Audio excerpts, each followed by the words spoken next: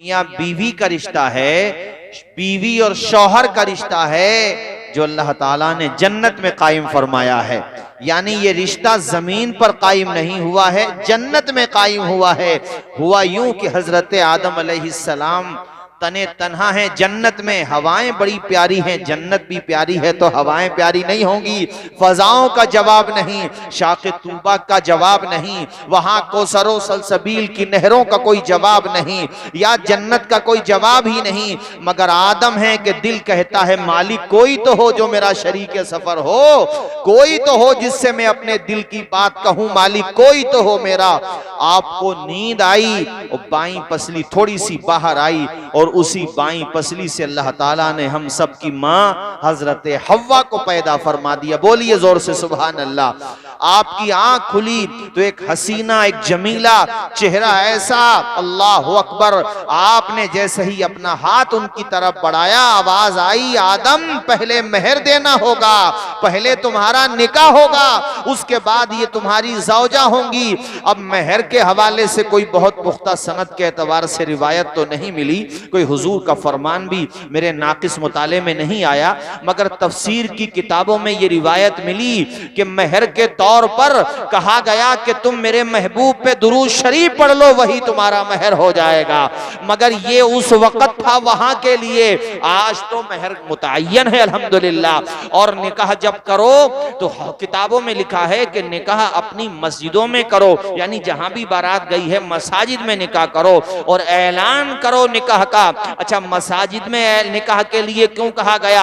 हालांकि आप दीगर जगहों पे भी करो निकाह तब भी हो जाएगा, मगर मस्जिदों में इसलिए कहा गया है कि वहां नमाजी भी शामिल होंगे। मसाजिद में बाज़ाब्ता पहले ही से फरिश्ते रहते हैं और बेहतरीन बामल जिन्नात भी रहते हैं। जब वहां पर निकाह होगा तो एक तरीके से आपके बारातियों के साथ, मेहमानों के साथ साथ वो पाकीज़ा हस्ती भी आपके निकाह की गवाह बन जाएंगी, और जब दुआ होगी तो इंशाअल्लाह उनकी आमीन भी आपको मिल जाएगी।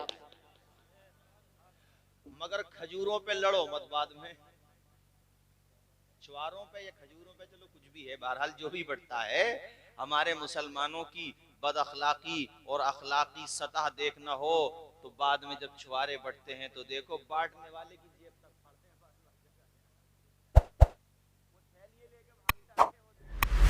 क्या हम लोगों का हाल क्या हो गया, अफसोस की बात है। वो तबर्रुक है, मिल जाए तो ठीक है, नहीं मिले तब भी ठीक है यार, दो चार में क्या हो जाएगा। इमाम साहब तो बेचारे इंतजारी करते रहते हैं, पता चला कि नहीं मिला वो भी चला गया, इसलिए पहले इमाम को तो उसने निकाह पढ़ाया है भाई। अरे बाद में भी दो, मगर खुदा के बंदो दे तो दो।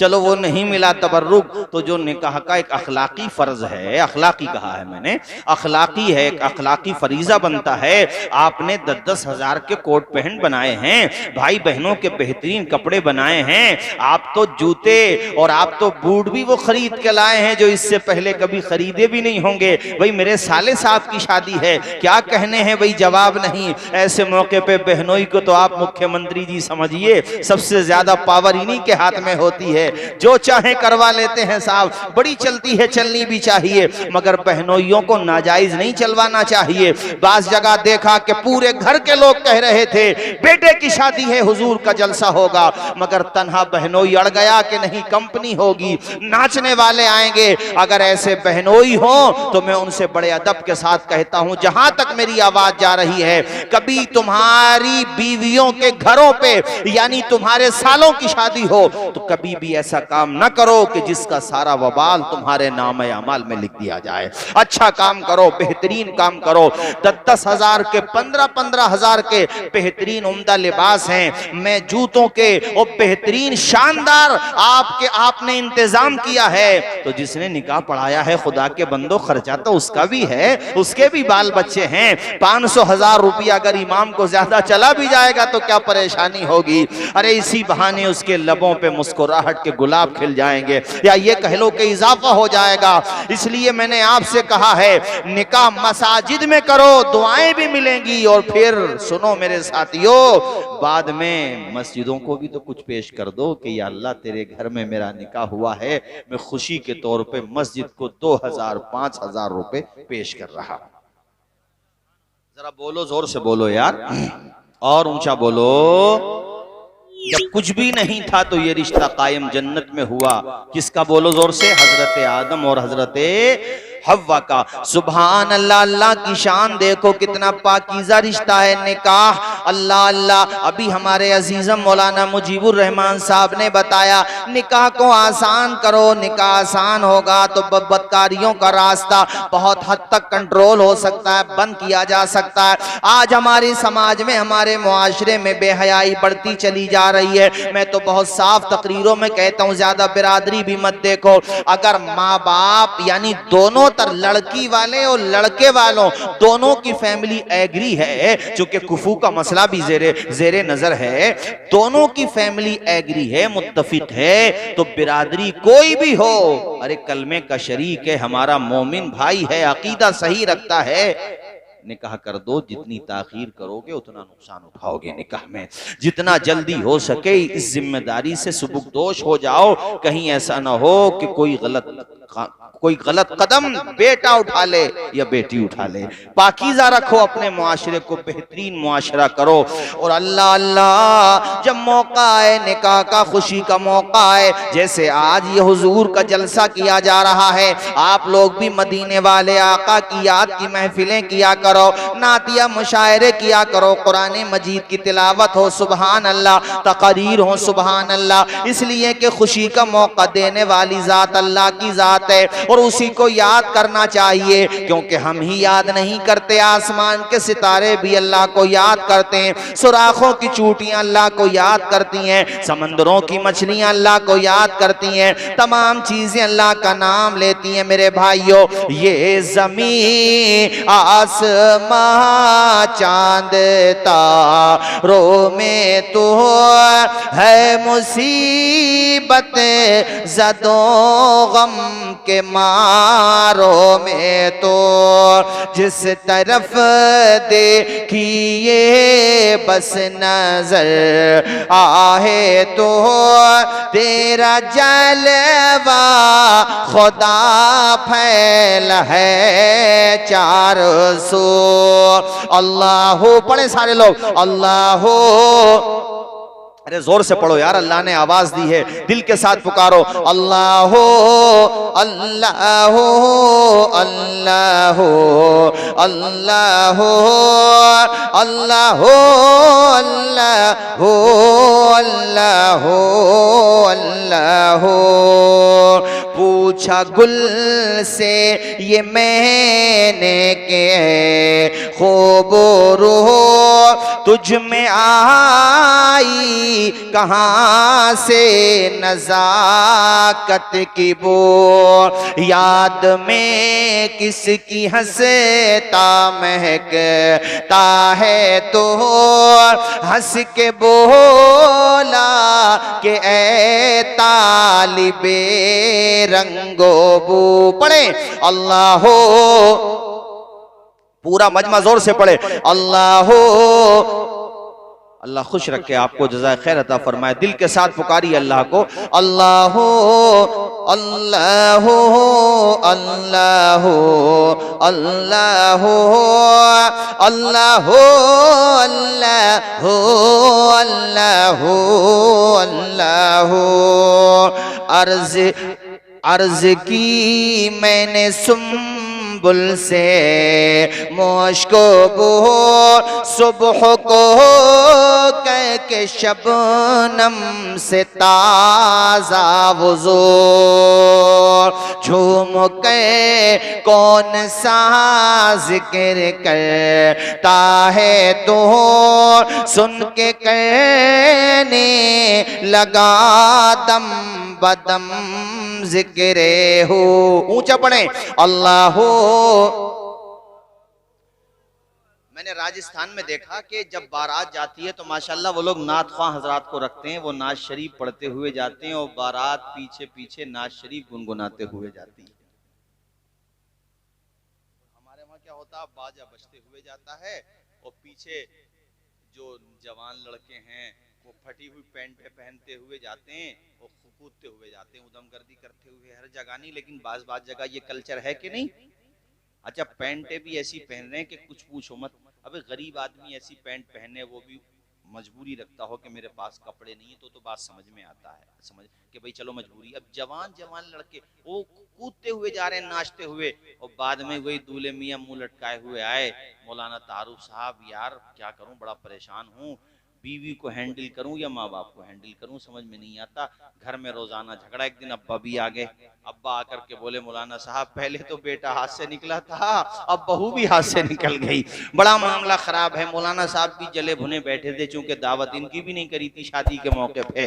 मौलाना लोगों की दावत तो तीजे 10वें 20वें 40वें के मौके पे याद आई, शादी के मौके पे भूल गए। मौलाना ने कहा ये बताओ जिस दिन शादी थी उस दिन हम क्यों याद नहीं आए? कहा यारो गलती हो गई, अब तो हमें माफ कर दो। कब माफ करने की बात कर रहे हो, तावीज लेने आए हो, उल्टे खुद भी लटक जाओ दरवाजे पे, अब कुछ नहीं होगा, इसलिए कि पैगंबर की सुन्नत का तुमने मजाक उड़ाया है। तुमने दौलत बहुत लुटाई मगर खुदा के नाम पे 1 रुपया नहीं लुटाया तुमने। अरे बाज जगह तो मौलाना अनीसुर रहमान साहब बंदूकों की नाल पे रख के लोग पैसे तक छोड़ देते हैं, 10-10 हजार की गड्डियां जला देते हैं। ए नादान, काश ये 10,000 रुपए किसी यतीम बच्चे के हाथ पे रख देता, किसी रक्षा चलाने वाले को खामोशी से दे देता और कहता कि भाई आज मेरे बेटे की शादी है, मैं चाहता हूं कि शादी में तू भी शरीक रहना, तेरा परिवार भी मेरे घर वलीमे पे खाना खाए, मैं ये चाहता हूं। अपने बच्चों को कपड़े बना देना और इस बात का जिक्र न करना, तुम खामोशी से छुपा लेते। वो 10,000 रुपए दे करके आते, वो गरीब आदमी जो रोजाना के 500-1000 रुपए कमा पाता है, उसके लिए 10,000 एक अमृत जैसे होते, बड़ा कीमती असासा होता। तू दरवाजे से निकल के आता, वो गरीब आदमी अपना हाथ उठा करके तेरे बच्चे की शादियों में बरकत की दुआएं करता, तेरे लिए जन्नत की दुआएं करता। वो करीम मौला, वो रहीम मौला, गरीबों की दुआएं सुनने वाला, बेवाओं का आसरा। ओ मेरे भाइयों, मेरा खुदा अपने करम से फरमाता कि ए बंदे तुझे शादी भी मुबारक हो और तुझे जन्नत का तोहफा भी मुबारक।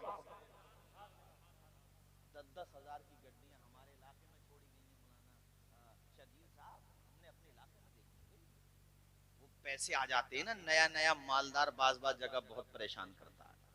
जो खानदानी रईस हैं वो रखते हैं मिजाज नरम अपना, तुम्हारा लहजा बता रहा है तुम्हारी दौलत नई नई है। सबको तो नहीं कह रहा हूं, मगर कुछ लोग आपे से बाहर हो जाते हैं, जरा सी दौलत आ गई, कहते हैं ना गंजे को नाखून मिल जाए तो खैरियत थोड़ी है, अपने भी गंज सुझा लेगा और दूसरे को परेशान करेगा। बाज ऐसे भी हैं मालदार हो गए मगर अपना बुरा वक्त नहीं भूले, उन्हें याद है, भूले नहीं, वो याद रखना भी चाहिए। महमूद और अयाज का बहुत जिक्र होता है, तकरीरों में भी आता है। ये महमूद जो थे, महमूद गजनवी ये बादशाह थे, अयाज उनके गुलाम थे। तो अयाज को वो अपनी चेयर के पास, यानी जिस कुर्सी पे जिस तख्त पे बैठते थे, करीब में बिठाते थे। तो दूसरे दरबारी लोगों को, जो दीगर उनके साथ वाले थे, उनको हसद हुआ, उन्होंने कान भरना शुरू कर दिए। बड़े लोगों की पहले से कमी रहती है कि कान के कच्चे होते हैं, इल्ला माशाअल्लाह। जब कान भरे, कहा तुम बहुत रिस्पॉन्स दे रहे हो इस गुलाम को, अरे देखो जंगल में घर है इसका, जाके जरा पता तो करो, आपके खिलाफ कहीं बगावत ना कर दे। वो अच्छा खासा भला आदमी महमूद गजनवी बातों में आ गया। कहा अच्छा ऐसी बात है, का जंगल में जाता अकेला। एक दिन अपने लाव लश्कर को लेकर वहां पहुंच गया और अयाज उस वक्त उसी जंगल वाले टूटे हुए घर में अकेला था। भर दिया था ना कान में कि तुम्हारे खिलाफ कोई साजिश कर रहा है। सबने जाकर के धावा बोल दिया। अंदर जाकर के देखा तो वो अयाज एक संदूक हाथ में लिए हुए था, उसे कभी खोलता था, बंद करता था। करीब जाकर के महमूद गजनवी ने कहा अयाज मामला क्या है, तुम यहाँ पर क्यों आते हो, कौन सी साजिश कर रहे हो, तुम्हारा मकसद क्या है, तुम्हारी मुस्तकबिल की प्लानिंग क्या है। अयाज के दिल का पैमाना आंखों से छलकने लगा, दिल पे एक चोट लगी। दीद-ए-तर से देखा, आसमां को बड़ी हसरत की नजर से देखा, कदम को चूमा महमूद गजनवी के और कहा बादशाह सलामत, आपने सोच भी कैसे लिया कि मैं आपके खिलाफ साजिश कर सकता हूं, मैं आपके खिलाफ बगावत का शोला भड़का सकता हूं। आप आखिर किस तरीके से लोगों की बात में आ गए। जहां तक बात यह है कि यहां क्यों आता हूं, मेरा मकसद क्या है, तो सुनो। आज अगर आप मुझसे न कहते तो कभी मैं इस रात से पर्दा न उठाता। ये संदूक देख रहे हो बादशाह सलामत, आप उसने संदूक खोला तो संदूक के अंदर से फटे हुए कपड़े, टूटी हुई चप्पलें मौजूद थी। कहा बादशाह ये मेरा माजी है, ये मेरा गुजरा हुआ जमाना है, आज तुम्हारे पास बैठता हूँ, रोजाना इसे देखने इसलिए आता हूँ ताकि मुझे गुजरा हुआ वक्त याद रहे, कहीं मेरा दिमाग खराब ना हो जाए। आज तुम्हारे बादशाह सलामत के कुर्बे खास में रहता हूँ तो कहीं मेरे अंदर तकब्बुर के जरासीम ना आ जाए, घमंड का जरसूमा ना पनपने लगे, इसलिए रोजाना आता हूँ, अपना माजी गुजरा हुआ जमाना देखता हूँ कि जब तुम्हारे पास गया था तो यही चप्पलें थी टूटी हुई और यही कपड़े थे फटे हुए, यही मेरी हकीकत है, इसे रोजाना देखता हूं। इसीलिए किसी शायर ने कहा था, मानिंद जोशो खम न ज्यादा उबल के चल, ये कौन कहता है न चल, चल संभल के चल। अल्लाह दौलत दे दे तो गरीबों का भी ख्याल करो। ये नहीं है कि अल्लाह ने दौलत दे दी तो बेटे की शादी की नुमाइश के चक्कर में मुच्छड़ ने आग लगवा दी। बाज जगह पटाखों पे पटाखे छोड़ रहा है, अबे LPW हो जाएगा किस दिन पता भी नहीं चलेगा। बाज को सही बता रहा हूं मैं तुम्हें, छप्पड़ों में आग लगवा दी, वो पटाखे गिर गए छप्पड़ों में, जिनके घरों पे बेचारे लेंटर नहीं थे, कमजोर आदमी, छप्पड़ मतलब जल गए उनके, बाद में कोर्ट कचहरियां हो गई। ये 20,000 30,000 40,000 की आतिशबाजी करके अबे कौन सा नाम ऊंचा कर लिया। ये 20 25 30,000 की जो तूने आतिशबाजी की है, ये पैसा मस्जिद में लगा देता, अपने बाप को इसाले सवाब कर देता, अपनी फौतशुदा माँ को इसाले सवाब कर देता, अपने गुजरे हुए मरहूमीन को इसाले सवाब कर देता, उनकी रूहें खुश हो जाती, तेरा भी बेड़ा पार ला।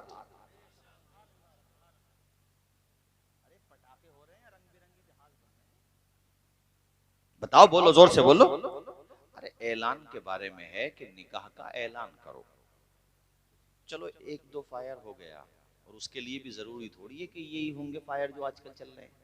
अरे अब तो पहली बात तो वो ऐलान तो मस्जिद के माइक से भी हो सकता है कि भाई निकाह हो चुका है, फलां साहब ने निकाह की खुशी में इतने पैसे दिए, लो साहब हो गया ऐलान।